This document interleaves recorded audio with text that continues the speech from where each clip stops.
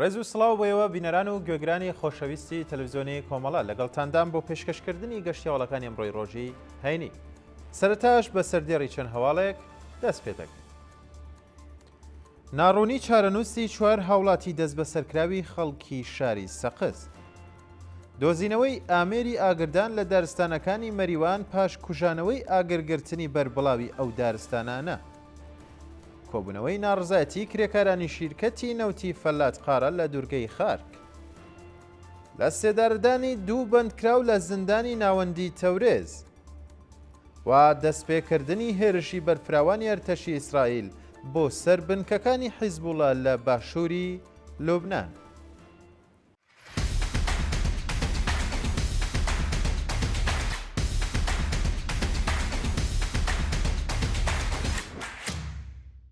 بەرزبوونەوەی ژمارەی دەست بە سەرکراوانی شاری شنۆ بۆ 4 کەس.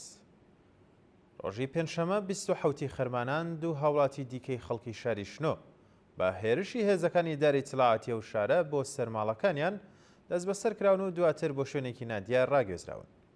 بە پێڕاپۆرتەکان ئەم دوو هاوڵاتیە بەناوەکانی زانیارە دیخات تەمەن 7 ساڵ و محسن دهار تەمەن 24 ساڵ بە هێرشی هێزەمنیەکانی شاری شنۆ بۆ سەرماڵەکانیان لە گوندی سینگان دەست بە سەرکراون. شانی باسە لە ماوەی یەک هەفتەی ڕابردوودا دوو مێر منداڵی دیکەی تەمەن 16 ساڵ بەناوەکانی دیارگەرگول و ئالان تابناک خەڵکی هەمان گوند لەلایەن هێزەمنیەکانی ڕژێمی کۆماری ئیسلامیەوە بە بێ بەڵگەی قەزایی و بە شێوازێکی تند و تیژانە دەست بە سەرکراون.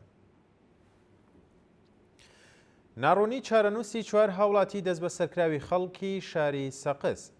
بە پێڕاپۆرتەکان نەریمان ڕەندانی، زەکەریا مرادی، مێهدی کەماڵی و محەممەد ئەمینپور چوار هاوڵاتی دەست بە سەرکراوی خەڵکی شاری سەقز و ڕاگیرا و لە گرتوخانەکانی ناوەندەمنیەکانی شاری سنە هێشتا چارەنووسیان دیار نییە.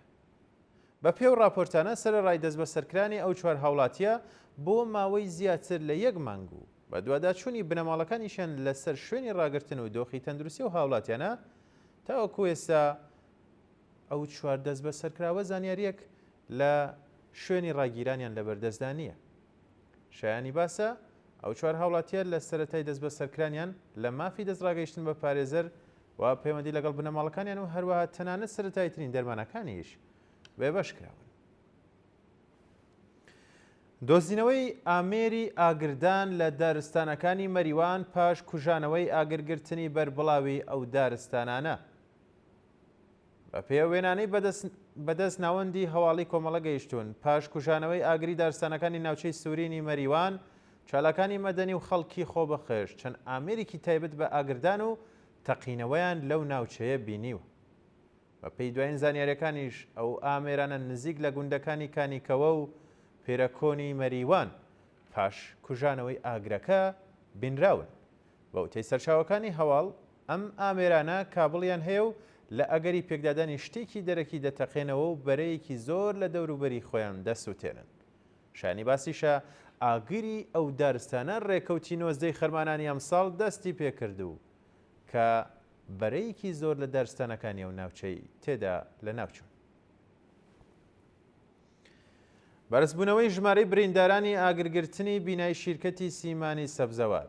ڕۆژی ڕابردوو بەهۆی ئاگرگرتنی بینای شیرکەتی سیمانی سەبزەوار بەلانی کەم 55 کەس بە سەختی بریندار بوون و ڕەوانەی نەخۆشخانە کران. بە پێی دوایین هەواڵەکان پاش ئاگرگرتنی بینای شیرکەتی سیمانی سەبزەوار بەهۆی پچڕانی بەردەوام و نەوەسانی کارەبا لەو شیرکەتە بەلانی کەم 55 کرێکار بریندار بوون و بۆ ماوەیەکی زۆر زیاتر لە 47 کرێکاریش لە نێو بیناکەدا گیریان خواردەبوو. بە پێوێنانەی بەدەستمان گەیشتون دۆخی تەندروستی کۆمەڵێک لە کرێکارانی برینداریش لە خراپیدایە و ئەگەری لە دەستدانی بەداخەوە کە گیانیشان لە ئارەدایە. شانی باسە لە ساڵانی ڕابردووشدا بەهۆی کەم تەرخەمی بەرپرسانی ڕژیم و هەروەها بایەخنەدانیان بە ژیان و تەندروستی و تەندروستی کرێکاران بە هەزاران کرێکار گیانیان لەدەستداوە یان بە سەختی کە بریندار بوون و کەمەندان بوون.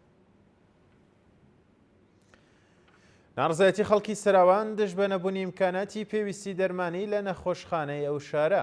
ڕۆژی پێنجشەمە 27 خەرمانان خەڵکی شارستانی سەراوانی سیستان و بلوچستان دژ بە نەبوونی پێداویستیە دەرمانیەکان لە نەخۆشخانەی ئەو شارە ناڕزایەتیان دەربڕی. بە وتەی ناڕازیان بەهۆی بایەخنەدانی بەرپرسان بە دۆخی نەخۆشەکانی ئەو شارە و هەروەها کەم تەرخەمی بەرپرسان لەو نەخۆشخانەیەدا کۆمەڵێکی زۆر لە نەخۆشەکان لە نێو ژوورەکانیاندا ڕاناگیرێن و دۆخی تەندروستیان لە خراپیدایە و خوازیاری بایەخدانی بەرپرسانی پەیوەندیدار بە داخوازیەکانی خەڵکی ئەو شارە دابینکردنی پێداویستە دەرمانیەکان ڕێزگرتن لە مافە سەرەتاییەکانیان و هەروەها سزادانی تاوانبارانی دزینی بودجەی ئەو نەخۆشخانەیە بوون. کۆبنەوەی ناڕزایەتی کرێکارانی شیرکەتی نەوتی فەلاتقارە لە دوورگەی خارک.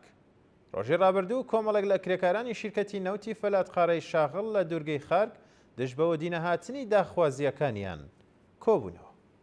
بەشداربوانی کۆبوونەوەکە ئاماژە بەوە دەکەن کە بەهۆی پێنەدانی حەق دەست و مەزایە دواخراوەکانیان دۆخی ژیانیان لە خراپیدایە و خوازیاری بەرزکردنەوەی ئاسیاق دەست بە پێی ڕێژەی هەڵاوسان، دابینکردنی ئیمکاناتی ڕیفاهی، بیمەی دەرمانی کارامە، ئیمەنی شوێنی کار و ئەمنیەتی پیشەیی، وەرگرتنی هێزی کاری نوێ، بەکردەوە دەرهاتنی یاسای 15 ڕۆژکار و 15 ڕۆژ پشودان و وەدیهێنانی بەڵێنەکانی بەرپرسان بوون.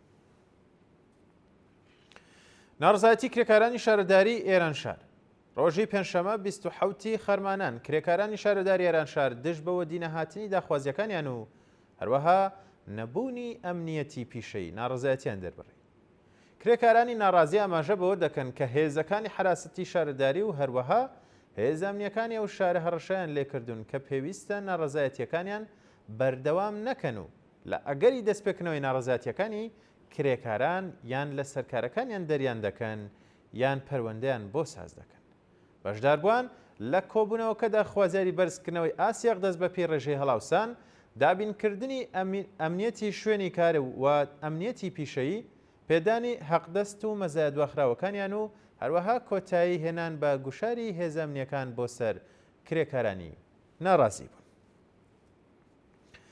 لە سێدارەدانی دوو بەندکراو لە زیندانی ناوەندی تەورێز لە ڕۆژانی ڕابردوودا دوو بەندکراو کە یەکێکیان ژنە لە زیندانی ناوەندی تەورێز بە تۆمەتی کوشتنی بانقەست ئیعدام کرا. راپۆرتی ڕێکخراوەکانی مافی مرۆڤ ئەم دوو هاوڵاتیە بەناوەکانی زەهرا فتوحی و مرتەزا شیرخانی لە ساڵانی ڕابردوودا لە دوو دۆسیەی جیاوازدا بە تۆمەتەکانی کوشتنی بانقەست حکمی سێدارە یاخود ئیعدامیان بەسەردا سەپێنراوە و لە ئەنجامدا ڕۆژی چوارشەممە 26 خەرمانان لە زیندانی ناوەندی تەورێز ئیعدام کرا. شانی باسە زەهرا فتوحی بەهۆی دەستدرێژی هاوسەری پێشووی بۆ سەری بە توندوتیژانە بووەوەی کە هاوسەرەکەی کوشت بوو، بەڵام بەهۆی کۆنەپەرستی و پیاو سالاربوونی یاسای کۆماری ئیسلامی حکمی سێدارە بەسەر ئەو ژنەدا سەپێنرا. دەستپێکردنی هێرشی بەرفراوانی ئەرتەشی ئیسرائیل بۆ سەر بنکەکانی حیزبوڵا لە باشووری لوبنان دوایین هەواڵ. ڕۆژی پێنجشەمە 27 خەرمانان ئەرتەشی ئیسرائیل شەپۆلێکی نوێی هێرشی بۆ سەر بنکە و بارەگاکانی حیزبوڵا لە باشووری لوبنان دەست پێ کرد. بە پێی راپۆرتەکان هێرشە نوێەکەی ئەرتەشی ئیسرائیل بریتیە لە هێرشی هەوایی و بە ئامانجگرتنی بنکەی فەرماندەی و کۆگاکانی چەک و ژێرخانی حیزبوڵا لە ناوچە جیاوازەکانی باشووری لوبنان. شایانی باسە لە ڕۆژانی ڕابردوودا بەهۆی هێرشەکانی ئەرتەشی ئیسرائیل بۆ سەر غەزە بە تەنیا لە 24 کاتژمێردا بەلانی کەم زیاد لە 100 نەفەر گیانیان لەدەستداوە و ڕێکخراوەکانی مافی مرۆڤ سەبارەت بە بنپێکردنی مافەکانی مرۆڤ لە ئەو ناوچەیە هۆشداریان داوە. بینەرانی خۆشەویست گەشتیاوەڵەکانم پێشکەشکردن کات و ساتێکی خۆش بۆ هەموو لایەکتان.